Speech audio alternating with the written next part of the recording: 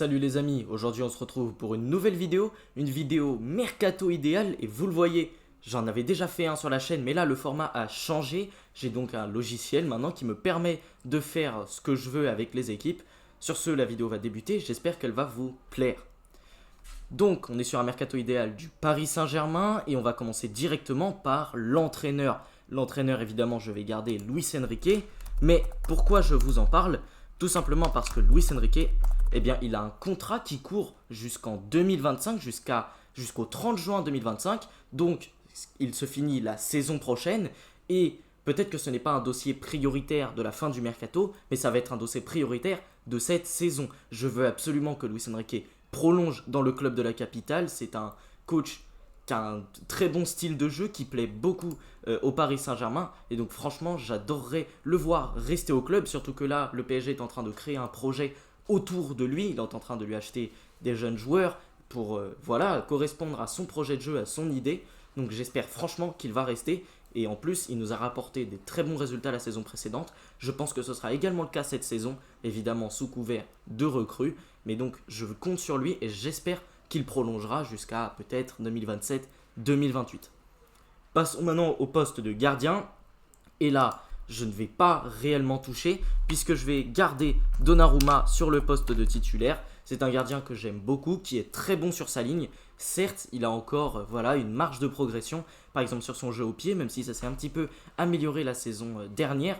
J'attends de lui qu'il fasse un petit peu moins d'erreurs, qu'il soit un peu plus concentré, mais je l'ai trouvé bien plus concerné que sur les saisons précédentes. Je compte sur lui, c'est un très bon gardien et de toute façon, je ne vois pas qui on pourrait dénicher de mieux, qui est vraiment disponible sur le marché. Maintenant, on va parler des remplaçants au poste de gardien et c'est simple, je prends Matvei Safonov évidemment, qui a été pris cet été en tant que second gardien. Je n'ai pas trop compris la recrue, mais maintenant il a été récupéré, c'est comme ça, il est dans l'effectif, il a coûté 20 millions d'euros quand même, et apparemment, de ce que j'ai compris et de ce que tout le monde a compris, il pourrait ne pas être qu'une simple doublure, il pourrait carrément entrer en concurrence avec Donnarumma. Je ne suis pas fan du tout de ces concurrences de gardiens. Maintenant, c'est comme ça, c'est le projet qui veut ça. Donc, faisons confiance encore une fois aux dirigeants. Mais moi, je le trouve somme toute assez intéressant. Son jeu à la main est un bon atout. Maintenant, sur le premier match de préparation, face à Sturm Graz, je ne l'ai pas trouvé impérial, je ne l'ai pas trouvé super bon. Mais bon, voilà, espérons qu'il s'améliore dans le futur. De toute façon, ce n'est qu'un gardien numéro 2. On verra ce qu'adviendra de lui plus tard. Et là, vous voyez qu'il n'y a pas Arnaud Tenas. Pourquoi? Parce que Arnaud Tenas, j'aimerais le prêter. C'est un joueur qui voulait déjà partir en prêt en début du mercato. Et je pense que l'arrivée de Safonov lui barre un peu le passage. C'est un très bon gardien qui a fait une assez bonne compétition durant les Jeux Olympiques, on l'a bien vu. Donc j'aimerais le prêter pour qu'il ait du temps de jeu et qu'il soit peut-être même titulaire dans une équipe de moindre envergure, qu'il puisse avoir de l'expérience, du temps de jeu. Donc c'est le premier départ et je le prête. On peut également parler du cas Lavallée que j'aimerais prêter lui aussi. On peut le garder en gardien numéro 3, ça me choquerait pas, mais lui aussi j'aimerais le prêter. Je vais peut-être même pas le compter parce que voilà, c'est un gardien un petit peu de réserve. Donc voilà ce que je pense de Lavallée. Passons maintenant aux défenseurs et pour le latéral gauche, eh bien, je garde Nuno Mendes évidemment. Donc il est juste trop fort, hein. C'est notre latéral gauche pour moi qui doit être titulaire. Il a été excellent durant l'Euro avec le Portugal, c'est peut-être même le meilleur latéral gauche de cette compétition. Évidemment, il faut le garder pour l'avenir, c'est un joueur encore très jeune, même si voilà, il peut faire preuve d'une fragilité physique.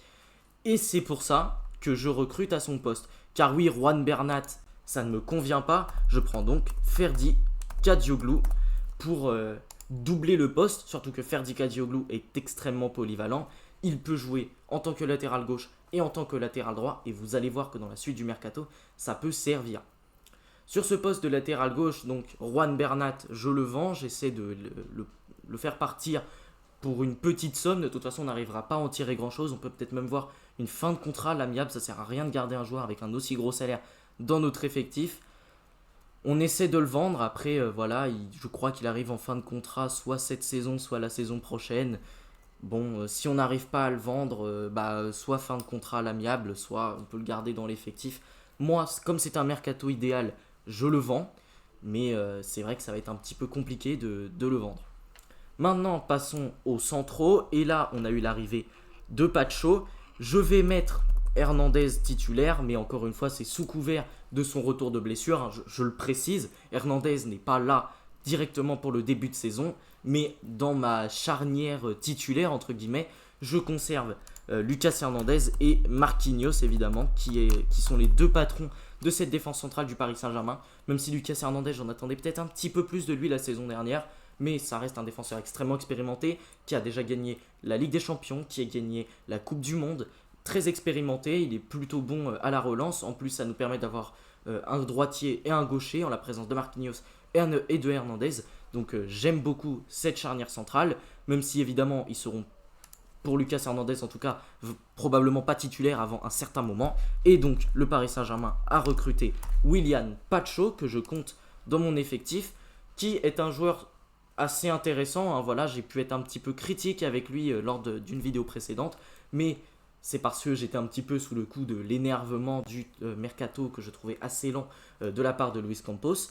Maintenant, c'est un défenseur qui est assez rapide, ce qu'on n'a pas vraiment du côté du Paris Saint-Germain. C'est un défenseur qui est également un très bon relanceur, donc ça fait plaisir. Je pense que ça plaira beaucoup à Luis Enrique. Et c'est un défenseur qui est également très costaud, qui est très fort physiquement. Donc ça, c'est des joueurs qu'on aime beaucoup.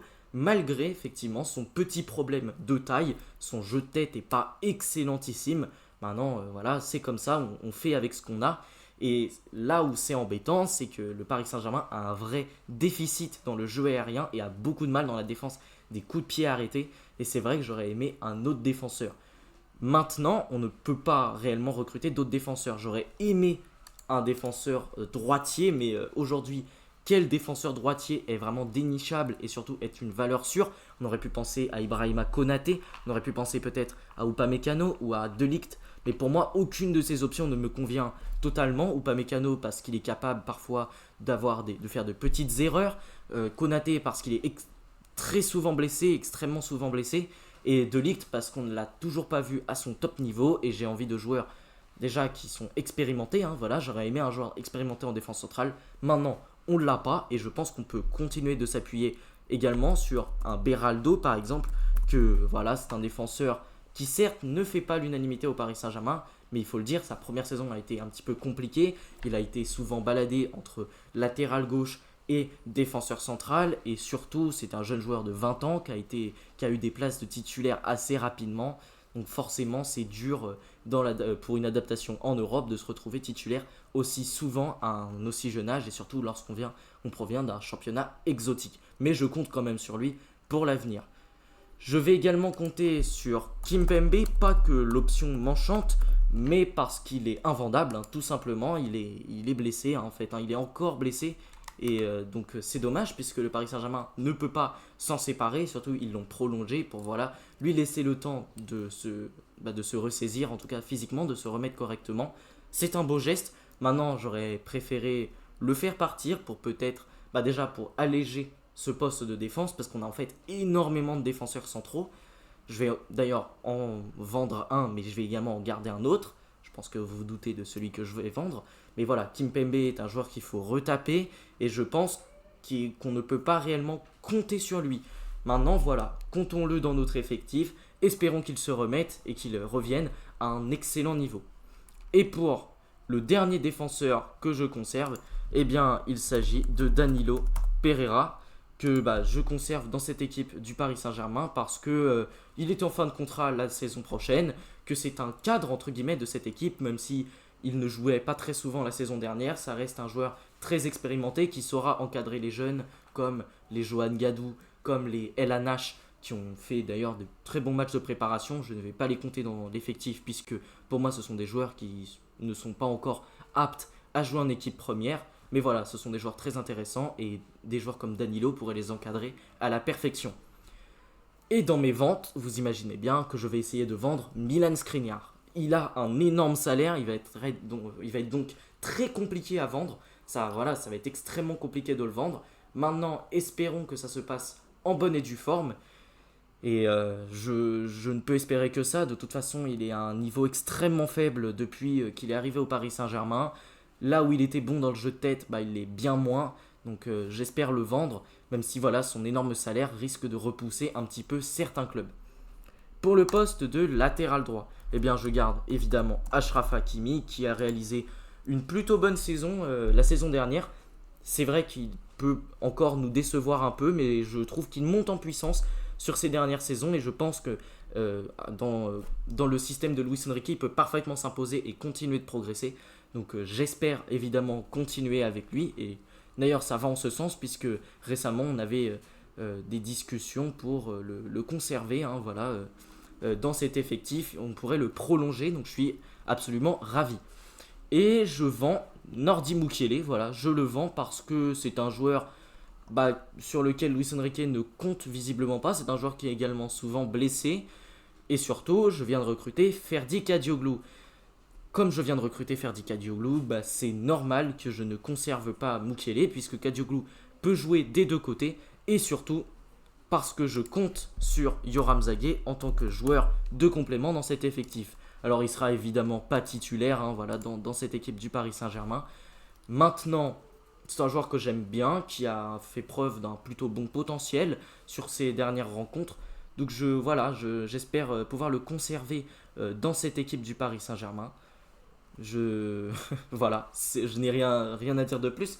C'est juste que j'ai envie de compter sur lui, j'ai envie de donner une place aux jeunes à l'avenir dans cette équipe du Paris Saint-Germain. Donc pour moi, inclure Zagué dans cet effectif, qui est un joueur somme toute assez intéressant, ça se tente et peut-être le prêter la saison prochaine. Alors là, je vais un petit peu modifier le système, puisqu'évidemment on va être plutôt dans un 4-3-3 avec un joueur reculé. Ce joueur reculé, ce sera évidemment Joao Neves, hein, qui vient d'arriver au Paris Saint-Germain. Donc évidemment, je compte sur lui. Un joueur extrêmement prometteur qui a coûté très cher en plus de ça. 70 millions d'euros à peu près, bonus inclus. Je compte sur lui, ça a l'air d'être un joueur qui a une très grosse qualité technique. Un joueur qui a un énorme abattage défensif, qui gagne beaucoup de duels aériens. Donc ça aussi, c'est très important pour le Paris Saint-Germain d'avoir un joueur qui est capable de remporter beaucoup de duels aériens, surtout au milieu de terrain. Il a un abattage défensif assez élevé, comme Ugarte finalement. Mais le plus par rapport à Ugarte, c'est que lui, il a une qualité technique que je trouve bien plus élevée, bien plus intéressante. Il a une plutôt bonne qualité de passe, il peut faire preuve parfois d'un bon jeu long. Il est assez intéressant dans les passes courtes, même si voilà, j'aurais aimé également d'un joueur qui sache peut-être frapper de loin, qui prenne un peu plus les initiatives au niveau des frappes. C'est pas le cas de Joao Neves, mais c'est pas grave puisqu'on a un numéro 8 en la personne de Vitinha qui sait le faire. Donc voilà, je compte évidemment sur Vitinha qui est un cadre de cet effectif, qui s'est révélé la saison dernière, c'est pour moi un des joueurs sur lesquels il va falloir compter sur ces prochaines années. Donc voilà pour Vitinha, je n'ai pas grand chose à rajouter. C'est peut-être le meilleur joueur du Paris Saint-Germain actuellement. Donc voilà, évidemment, je compte sur lui. Et pour revenir sur Joao Neves, c'est une grosse recrue, il va falloir qu'il s'adapte.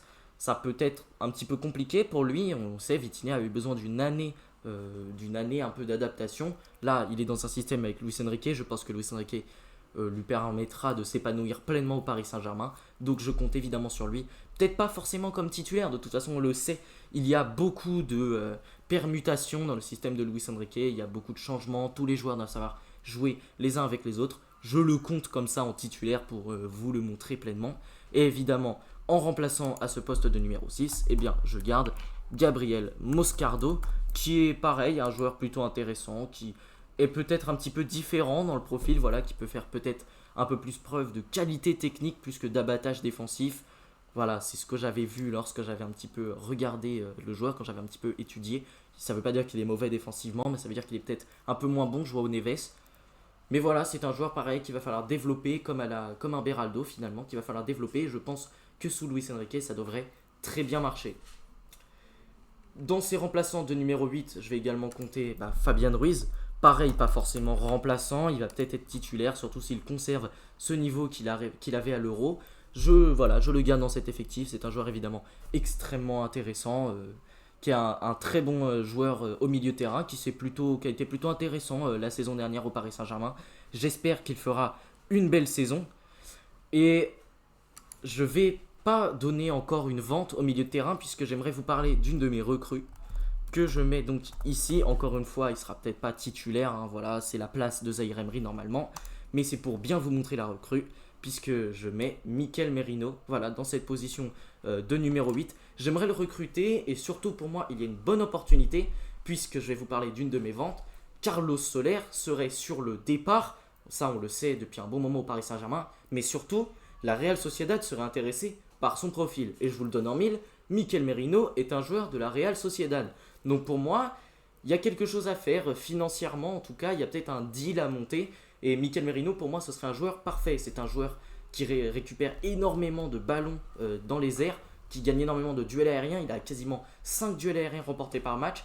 C'est également un joueur qui marque beaucoup de buts, en tout cas pour son poste de milieu de terrain. Il est également assez fort défensivement, il est très costaud, il a de l'expérience. Pour moi, c'est un des joueurs sur lesquels il va falloir compter à l'avenir. Et surtout, lorsque Luis Enrique était sélectionneur de l'Espagne, il aimait bien ce profil de Mikel Merino. Je pense qu'il connaît plutôt bien le joueur. Donc je pense que ça lui plairait beaucoup. Surtout que c'est pas très cher, hein. Sa valeur marchande est autour des 40 millions d'euros, certes, mais il est en fin de contrat. Il est en fin de contrat la saison prochaine et les prix qui ont circulé, c'était 25-30 millions d'euros. Et à l'heure actuelle, il est plutôt en partance du côté d'Arsenal, mais le dossier prend du temps, le dossier est apparemment assez long à boucler, et je me dis qu'il y a peut-être moyen de coiffer au poteau Arsenal pour donc l'arrivée, pour peut-être prendre Mikel Merino dans cet effectif. Et je vends évidemment Manuel Ugarte, qui pour moi, on ne peut pas compter sur lui dans ce milieu de terrain. Pourtant, voilà, c'est un joueur qu'on a recruté très cher, 60 millions d'euros, mais voilà, Luis Enrique ne l'aime pas et il ne s'est pas réellement révélé la saison dernière, donc je le vends, je lui souhaite tout le meilleur. Je vends également Ismaël Garbi, qui est pour moi un milieu de terrain slash attaquant, mais je le vends, je le mets maintenant dans mes ventes. C'est pas un joueur sur lequel j'ai envie de compter sur ces prochaines années. Je le considère pas comme un giga crack. Je pense que si c'était un énorme crack, il aurait déjà percé. Luis Enrique n'a pas compté sur lui dans ses matchs de préparation. Pour moi, il faut le vendre et espérer en tirer un petit billet. Et je fais partir en prêt Cherendor. Alors, actuellement, c'est pas encore tout à fait réglé au moment où je vous en parle, au moment où je tourne cette vidéo, mais ça devrait l'être au moment où cette vidéo sort. Il va partir en prêt du côté de Beşiktaş. Et pour moi, c'est un excellent move.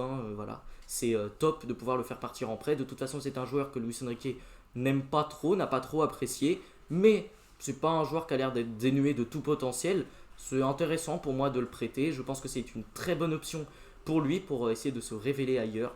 Donc j'aime bien ce deal. Je vais également reprêter Ayman Kari, mais pas tout à fait pour les mêmes raisons. Lui, c'est un joueur qui a l'air d'avoir un très gros talent. Maintenant, Luis Enrique ne l'aime pas trop, mais pour d'autres raisons. Tout simplement parce qu'il est revenu hors de son poids de forme, de ses vacances. Donc il était un petit peu gros, on va dire, dans les photos qu'ils ont montrées dans la préparation. J'espère qu'il pourra retrouver un poids de forme. Et de toute façon, dans cet effectif du Paris Saint-Germain qui est extrêmement chargé, il n'aurait pas réellement sa place. Voilà. Il y a trop de joueurs au milieu de terrain, trop de joueurs dans cet effectif tout court. C'est bien aussi de pouvoir compter sur un effectif un petit peu resserré. Donc voilà. Alors j'ai oublié de marquer Zahir Emery dans les remplaçants, mais évidemment je le mets et je le précise encore une fois. S'il est remplaçant sur le visuel, ça ne veut pas dire qu'il le sera toute la saison, évidemment. Ça peut permuter, ça peut changer. On peut parfaitement voir un Zahir Emery à la place d'un Mikel Merino dans cet entrejeu ou d'un autre joueur également. Voilà, on sait, Luis Enrique aime beaucoup faire des adaptations. Donc je garde ça comme ça. Maintenant, on va parler des attaquants. Et au niveau des attaquants, on va garder sur le côté gauche évidemment Bradley Barcola, voilà, qui est un joueur qui s'est parfaitement révélé du côté du Paris Saint-Germain et qui a également réalisé un magnifique Euro. À chaque fois qu'il est rentré, il a été décisif. Donc je le garde, c'est un joueur extrêmement prometteur, qui a énormément de talent, qui est capable sur quelques ballons de renverser totalement un match dans sa qualité d'élimination, dans sa qualité de projection, qui a également une plutôt bonne qualité de passe, une assez bonne qualité de centre. Voilà, il faut peut-être qu'il soit encore plus efficace à la finition, mais pour moi c'est un futur crack, un futur top player, donc évidemment je compte sur lui. Mais je double quand même le poste avec l'arrivée de Jadon. Bon, je me suis rendu compte dans cette vidéo que j'avais oublié de mentionner la situation de deux joueurs. La première, c'est celle de Seny Mayulu, que je vais évidemment conserver dans l'équipe première. C'est un joueur extrêmement talentueux, qui a voilà un bon potentiel à développer, je le garde dans cette équipe, dans la rotation de cet effectif, un peu comme un Yoram Zagué, je vais compter un petit peu sur lui et sur son bon potentiel pour peut-être qu'il incruste la rotation de cet effectif peut-être l'année prochaine en tant que bon joueur de complément et peut-être même un petit peu plus sur ces prochaines années. Et puis au pire des cas, si cette année on voit que c'est un petit peu plus compliqué, bah c'est pas grave, on pourra le prêter l'année suivante. Mais voilà, je compte sur lui pour au moins compléter cet effectif. Le deuxième joueur, c'est Désiré Doué, qui, au moment où je fais cet erratum, est sur le point de s'engager au Paris Saint-Germain. Il aurait dit oui au club de la capitale, alors qu'il était annoncé du côté du Bayern Munich. Au final, il a choisi le club de la capitale. Je suis vraiment super content. Donc je le compte dans ce mercato idéal. Et il va pouvoir peut-être prendre la place de Barcola sur le côté gauche, ou peut-être jouer dans ce milieu un petit peu en tant que demi-espace gauche, un petit peu comme un milieu offensif dans le demi-espace gauche, dont j'avais déjà parlé dans une vidéo précédente, accompagné d'Esteban. Donc voilà, je pense que ça est un super ajout. Il devrait coûter une soixantaine de millions d'euros au Paris Saint-Germain. Donc voilà, je le compte dans ce mercato. Il ne sera pas sur le visuel, mais ne l'oubliez pas, il fait bien partie de cette équipe. Sancho qui pourrait arriver du côté du Paris Saint-Germain. Je vous répète encore une fois, je le mets remplaçant sur le visuel, mais il pourrait parfaitement prendre la place de Barcola ou d'un Dembélé sur le côté droit. Voilà, je vais le marquer tout de suite. Pareil, il sort d'une saison pleine du côté du Paris Saint-Germain. C'est un joueur que j'aime beaucoup, qui est extrêmement déséquilibrant. Et voilà, j'aime beaucoup le joueur. Et là, pareil, je ne fais pas réellement de départ puisque je garde Marco Asensio. Que pareil, c'est un joueur qui est assez intéressant. On peut pour moi continuer de compter sur lui. Voilà, c'est un joueur que j'aime beaucoup, qui est assez intéressant, qui pourra également jouer dans ce poste voilà, de faux numéro 9. Donc je le conserve, voilà, c'est un joueur qui peut être très intéressant sur le banc des remplaçants. Je garde également Kangin Lee, alors j'ai plus tout à fait de place, je vais le mettre à côté d'Asensio, voilà. Donc à côté d'Asensio, je mets Lee, voilà, qui est pareil, un joueur assez intéressant sur lequel on peut compter, qui d'ailleurs sur cette préparation a été franchement intéressant. Moi je l'ai beaucoup aimé. Je sais pas ce que vous en avez pensé, mais moi j'ai trouvé vraiment très intéressant dans cette phase de préparation. Un joueur très à l'aise techniquement, qui a eu du mal, certes, la saison passée, à se révéler, à faire surtout des décalages, à faire. Voilà, je trouvais qu'il lui manquait quelque chose. Mais cette préparation m'a un petit peu surprise. Je l'ai trouvé franchement intéressant. Donc j'espère pouvoir compter sur lui dans la saison à venir. Donc ça ne bouge pas sur l'attaque évidemment. Je conserve Kolo Muani. C'est pas mon titulaire, mais je le conserve. Et j'espère vendre Gonzalo Ramos.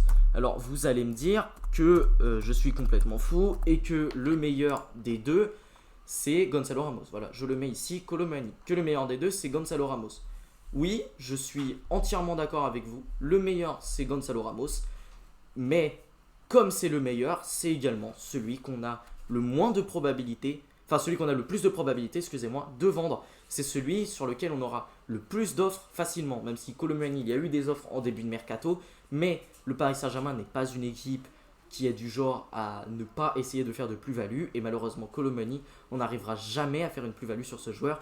Et je pense de toute façon qu'il n'y aura pas d'autres offres. Donc, je garde Kolo Muani, mais je préfère Gonzalo Ramos. Alors, comme c'est un mercato idéal, je pourrais vous dire que je conserve Gonzalo Ramos. Et en vrai, je pense que je vais le faire.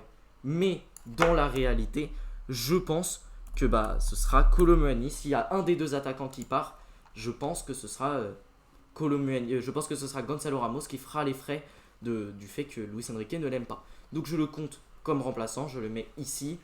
Et pour moi, il a toujours la possibilité de se révéler au Paris Saint-Germain. C'est quand même un joueur qui a joué milieu de terrain durant sa formation, qui a marqué pas mal de buts la saison dernière, même si c'était dans des contextes particuliers, puisqu'il entrait sur le terrain. J'ai toujours espoir, c'est un joueur qui a évidemment un très grand talent, qui a pour moi tout le potentiel de devenir un top player. Mais voilà, c'est un joueur qui a déplu un petit peu à Luis Enrique, et j'espère vendre Kolo Muani, qui est pour moi un des joueurs les plus mauvais de cet effectif. Et donc, mon attaquant de pointe, j'aurais aimé Julian Alvarez. Maintenant, il a signé à l'Atlético Madrid. C'est comme ça, on doit donc se rabattre sur d'autres options. Et ce ne sera pas Victor Osimhen. Victor Osimhen, je l'avais préconisé dans ma première vidéo Mercato Idéal. Maintenant, on a appris récemment que c'est un joueur que Luis Enrique n'aime pas beaucoup. Et mon attaquant de pointe, eh bien, c'est Diogo Jota. Et là, pareil, vous allez me traiter de fou et me dire qu'il ne partira jamais de Liverpool. Mais maintenant, là où je me dis qu'il peut partir, bah déjà, c'est qu'il n'a pas une place de titulaire assurée à Liverpool. Que même sur le côté gauche et sur le côté droit, il n'aura pas sa place parce que c'est un attaquant qui peut jouer en pointe, en ailier gauche, en ailier droit. Ça fera évidemment plaisir à Luis Enrique qui aime les joueurs polyvalents. Mais Diogo Jota, c'est un profil que j'adore, un joueur qui, lorsqu'il est en pleine forme, lorsqu'il n'est pas blessé, est capable de marquer beaucoup de buts.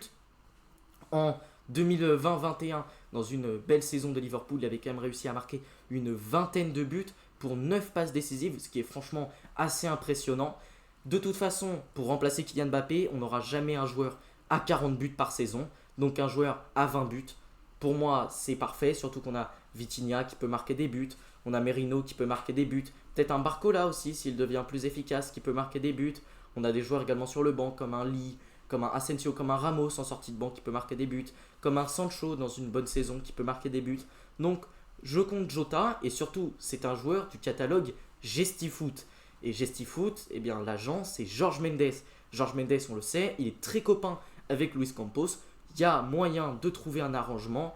Et comme je le disais plus tôt, si on arrive à vendre Gonzalo Ramos, qui est lui aussi du catalogue Gestifoot, eh ben, il y a peut-être moyen qu'il nous arrange un transfert avec Diogo Jota qui n'aurait pas une place de titulaire à Liverpool, mais qui pourrait bien plus s'imposer du côté du Paris Saint-Germain. Même si il y a toujours l'interrogation des blessures, mais au moins ça nous permet de le prendre à pas trop cher, puisque c'est un joueur avec une valeur marchande environ de 50 millions d'euros, et je pense qu'on pourrait le recruter dans ces eaux-là. Surtout que Kolo Muani, j'espère en tirer 60 millions d'euros. Je pense que c'est à peu près sa valeur aujourd'hui. Donc si on vend Kolo Muani 60 millions d'euros, on peut les réinvestir immédiatement sur un Diogo Jota. Donc voilà, c'est mon mercato idéal. J'espère qu'il vous plaît, hein, franchement, parce que je me suis donné pour le faire. Surtout pour Diogo Jota, je ne l'ai pas vu, je l'ai vu nulle part dans les mercatos idéaux. Et je trouve qu'il fallait un petit peu se donner, voilà, pour l'avoir. C'est un joueur qui peut jouer un petit peu plus bas également dans ce poste de faux numéro 9, qui peut jouer plus haut, qui est un peu polyvalent, qui pourrait aider Barcola également sur le côté gauche, aider Dembélé sur le côté droit. Vraiment un joueur très intéressant. J'espère que ce mercato vous a plu, j'espère que cette vidéo vous a plu. N'hésitez pas à la liker, à mettre dans les commentaires également si vous avez peut-être d'autres joueurs à me proposer. Hein. C'est pas impossible, hein. Je ne considère pas que mon mercato est absolument incroyable. Je pense qu'il y a peut-être d'autres choses à redire. Mais voilà, dans le contexte actuel du Paris Saint-Germain, qui est un petit peu en galère, entre guillemets, sur le marché des transferts, je pense que Jota pourrait être une très bonne prise. Et je pense que Merino, par exemple, pourrait être une excellente prise. Donc si cette vidéo vous a plu, je vous le répète, n'hésitez pas à la liker, à la commenter, mais également à vous abonner si vous aimez mon contenu, activer la cloche des notifications pour ne pas rater les prochaines vidéos. Sur ce, salut les amis, à la prochaine!